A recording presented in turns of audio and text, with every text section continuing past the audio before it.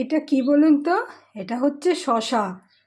তো গরমকালে বাঙালিরা শশার তরকারি খায়। তো এই শশাগুলো চাষ হয়, তো আমি কেটে নিয়েছি। এটা নিরামিষ করা যায় এবং চিংড়ি মাছ দিয়ে করে। তো এটা আমি এরকম ছোটো ছোটো করে কেটে নিয়েছি। তো খুব সিম্পল ইনগ্রিডিয়েন্টস। এটা নারকেল বাটা আমাদের বাঙালরা দেয়, কিন্তু এদেশিদের মধ্যে দেওয়ার চল নেই, বিশেষ করে বরিশাল জেলার লোকেরা দেয়, কিন্তু বেশ ভালো হয় খেতে। এই যে 1 চামচ নারকেল বাটা, আর লাগবে হচ্ছে মটর ডাল বেটে তার বড়া বানিয়ে এটার মধ্যে দিতে হবে। আর এই যে আদা, জিরে, শুকনো লঙ্কা, ধনে, এটা আমি বেটে রাখি সেটা। আর হলুদ, আর ফোড়ন হচ্ছে কালো জিরে। তো এই মটর ডালের বড়াটাকে আমরা একটু বানিয়ে নেব, নিয়ে এই তরকারিটা বানাবো। এই যে তেলটা আমি সাদা তেল নিয়েছি। তো এটা তো ট্র্যাডিশনাল, মানে কয়েকশো বছরের, শতাব্দী প্রাচীন একদম রান্না। তো তখন তো আর সাদা তেল ছিল না, কিন্তু আমি আজকে দিলাম কেন, তাহলে আর কি তরকারিটা দেখতে সুন্দর হবে, একটু সাদা সাদা হবে, প্লাস বড়াগুলো ভাজবো সেই জন্য। তো বড়াগুলো ভাজতে গিয়ে কি হলো, এই যে মটর ডালটা, এর মধ্যে একটু নুন, হলুদ আর কালো জিরে দিয়েছি। এবার আমরা এটাকে ছোট ছোট বড়া করে নেব, হাত দিয়েই করি।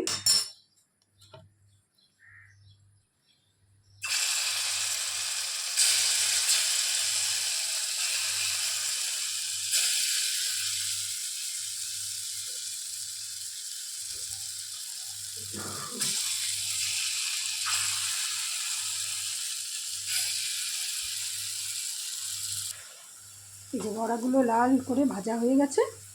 এবার এটাকে আমরা তুলে নেব, নিয়ে আমরা শসার তরকারিটা বানাবো। তেল আর লাগবে না, আসলে খুব কম তেলে এই রান্নাটা হয়। এটা অত্যন্ত স্বাস্থ্যকর, শরীর ঠান্ডা রাখে। যারা ধরুন কিডনির সমস্যায় ভুগছে বা জন্ডিস হচ্ছে, তখন এই শসার তরকারিটা খাওয়া যায়। তো সেখানে তখন নারকেল বাটা দিতে লাগে না, মটর ডালের বড়া না দিলেও হয়।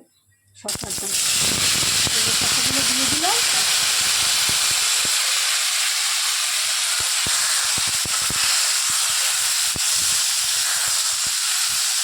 অল্প একটু নাড়বো, বেশি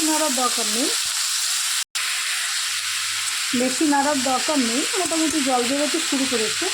এবার দিয়ে দিলাম 2টো কাঁচা লঙ্কা, কারণ শুকনো লঙ্কা এটাতে হবে না। এবার দিচ্ছি নুন,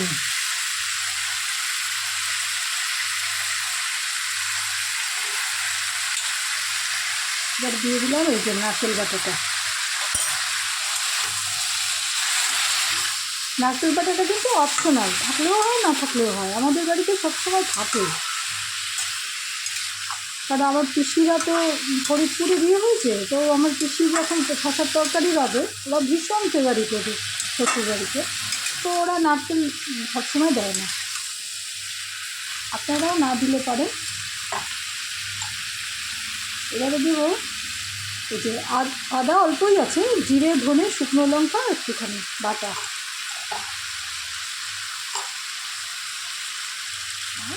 অল্প হলুদ, একটু সাদা সাদা দেখতে হয়।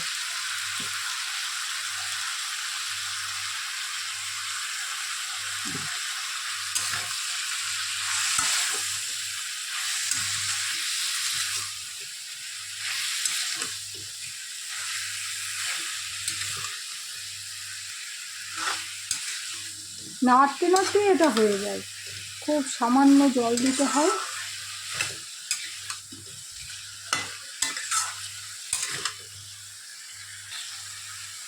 এই যে জল বেরিয়ে এসছে, আর মশলার কাঁচা গন্ধটাও না চলে গেছে, দেখুন কিরম লেগে লেগে যাচ্ছে।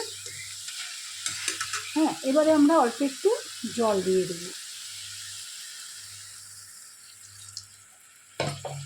যখন এটা টকবক করে ফুটবে, তখন বড়াগুলো দিয়ে দেবো। জলটা একটু লাগবে, কেন বড়া না তো জল টেনে নেবে পুরো, সেই জন্য এটা যেই ফুটে উঠবে তখন আমরা বড়াটা দেব, কেননা বেশি ফুটতে হবে না। এই যে ফুটছে, এখন একটুখানি অল্প সামান্য একটু চিনি দেব, খুব অল্প, কেননা নারকেলটা দেওয়া আছে তো, ওটারও একটু মিষ্টি স্বাদ আছে। আচ্ছা, এইবারে আমরা দিয়ে দেবো এই মটর ডালের বড়াগুলো।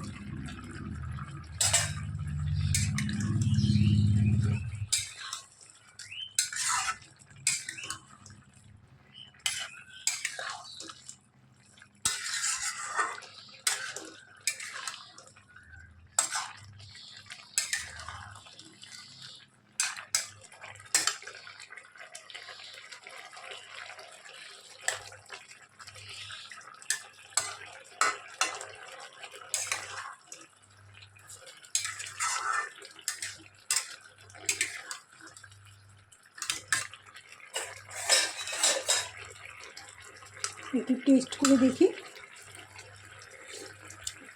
একদম সব ঠিক, আমার মনে হয় একটু সামান্য মিষ্টি লাগবে।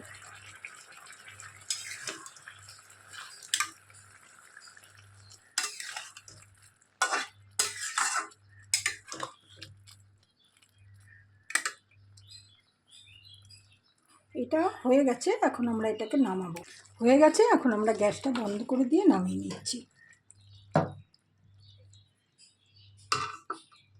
আজকে সংক্রান্তি তো, তাতে আমরা এটা আমাদের নিরামিষ তরকারি বানালাম, আর ঘিমা বেগুন আর টক ডাল।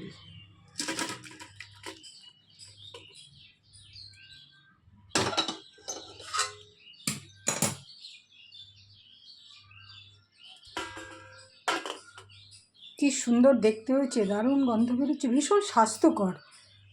এই সবজিটা গরমকালে খাবেন আপনারা, এবং আমার মনে হয় সকলের ভালো লাগবে।